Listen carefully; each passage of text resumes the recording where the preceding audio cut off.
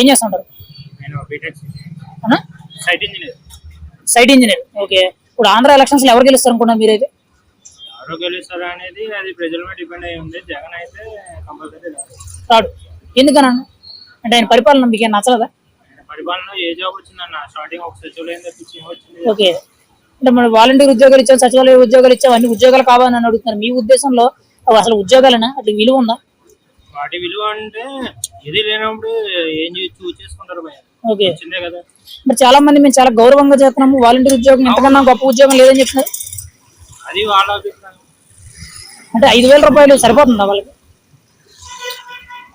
అంటే యాక్చువల్లీ ఇప్పుడు బీటెక్ చేయాలంటే దాదాపు 4 ఏళ్ల కోర్సులో కనీసం ఎంత తక్కువ లేదన్నా 6 లక్షల వరకు ఖర్చు చేస్తారు.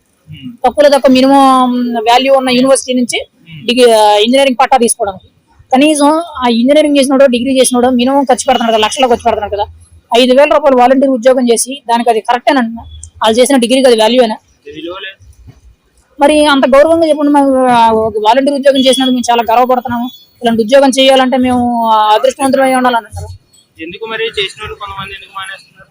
మరి అది వాళ్ళకే తెలియదు. అంటే మీ ఉద్దేశంలో అది కరెక్టా కాదు? ఇది లేనప్పుడు లోపల ఉన్నవాడు పార్ట్ టైం జాబ్ కింద చేసుకుంటున్నాడు. ఓకే. పార్ట్ టైం జాబ్ కింద ఏదో ఉపయోగపడుతుంది అన్నట్టే కానీ. ఓకే. అసలు వ్యవస్థ కరెక్ట్ అని అంటారా? ఇప్పుడు దాంట్లో చాలా మంది ఏం చెప్తున్నారు అంటే డేటా కలెక్ట్ చేస్తున్నారు అంటున్నారు. అంత కరెక్టేనా?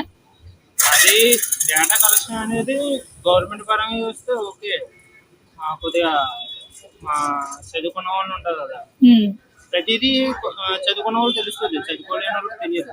అది ఓకే, నో ప్రాబ్లం, మంచిదే. అంటే మీ bank accounts details, Aadhaar card details, PAN card details, మీ ఫోన్ నెంబర్లు అవన్నీ కూడా కలెక్ట్ చేస్తున్నారు అంటున్నారు. ఆ డేటా అంతా కూడా ఈ హైదరాబాద్ లో నానక్రామగూడలో కంపెనీలో స్టోర్ చేసి పెడుతున్నారని చెప్తున్నారు. మరి అలా వ్యక్తిగత డేటా దాయడం అనేది తప్పు కదా? అది అంతవరకు మనకు తెలియకుండా మాట్లాడుకుంటారు. ఓకే. మీ ఉద్దేశంలో దాని మీద మీ అభిప్రాయం? అంతా డీప్ గా డేటా కలెక్షన్ చేయడం తప్పు. ఓకే. గవర్నమెంట్ పరంగా చూసుకుంటే అది గవర్నమెంట్ సైడ్ అయితే నో ప్రాబ్లం. ఓకే. అంటే బయటకు వెళ్ళకుండా ఉంటే నో ప్రాబ్లం. బయటకు వెళ్ళకుండా ఉంటే నో ప్రాబ్లం, గవర్నమెంట్ అండర్ లో ఉంటే పర్వాలేదు అని అంటారు. ఓకే. ఇప్పుడు ఒకవేళ జగన్ గారు అయితే మీరు రాకూడదు అని అంటారు కదా? రాకూడదు అని నేను అనలేదు. అయితే వచ్చే అవకాశాలు చాలా తక్కువ. కానీ జగన్ పరిపాలన వాళ్ళ పార్టీ వాళ్ళు ఉంటారు కదా, మాదే వస్తుంది కంపల్సరీ, మరి ఆ మాత్రం చెప్పుకోవాలి కదా. ఓకే. అట్లా చెప్పుకోకపోతే ఒకవేళ జగన్ గారు గెలిస్తే ఎన్ని సీట్లు గెలుస్తారు అనుకున్నారు? ఒకవేళ ఓడిపోయినా కానీ మీరైతే ఆయన ఎన్ని సీట్లకు మళ్ళీ కిందకి పడే ఛాన్స్ ఉంది అనుకుంటున్నారు? దెబ్బ ఉంటది బ్రో, ఎందుకంటే టఫ్ ఉంటది. ఇప్పుడు చాలా మంది ఏం చెప్తున్నారంటే ఆంధ్ర ఎలక్షన్స్ బాగా టఫ్ ఫైట్ ఉంటది, ఓటుకి ఎంతైనా ఖర్చు పెట్టే ఛాన్స్ ఉంటది అనుకుంటున్నారు. మరి మీరైతే మీ నియోజకవర్గంలో ఎంతవరకు ఖర్చు పెడతారు అనుకుంటున్నారు మీరైతే? ఆ నియోజకవర్గంలో జనసేన ఫుల్గా ఉంది. మీదే నియోజకవర్గం బ్రో అసలు? అది పెద్దాపురం నియోజకవర్గం. జనసేన పట్టు గట్టిగా ఉంది అక్కడ? మరి టీడీపీ జనసేన గట్టిగా ఉంది. మరి అప్పుడు ఆ టఫ్ ఫైట్ ని ఎదుర్కోవడానికి వైసీపీ తరఫు నుంచి అయినా ఇటు నుంచి అయినా రెండు పక్కల నుంచి అయినా ఎంతైనా ఖర్చు పెడతారా? ఓటుకి ఎంత? వైసీపీ తరఫున అవ్వచ్చు కానీ జనసేన తరఫున ఎటువంటి ఉండదు.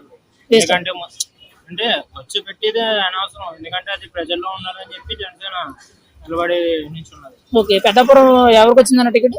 టీడీపీ జనసేన? టీడీపీలో వచ్చిందా జనసేన వాళ్ళకి వచ్చిందా? పెద్దాపురం టీడీపీ వచ్చింది. ఓకే. ఇప్పుడు ఖచ్చితంగా అయితే లెగుతారు అనుకున్నారు. ఎవరన్నా పెద్దాపురం?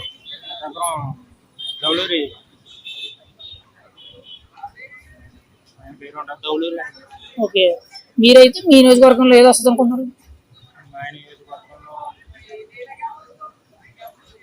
తుమ్మలరాము వైసీపీ అయినా జనసేన? ఓకే. అంటే పొత్తులో జనసేన టీడీపీ అయితే లెగుతారు అనుకుంటారు మీ నియోజకవర్గం పెద్దాపురం?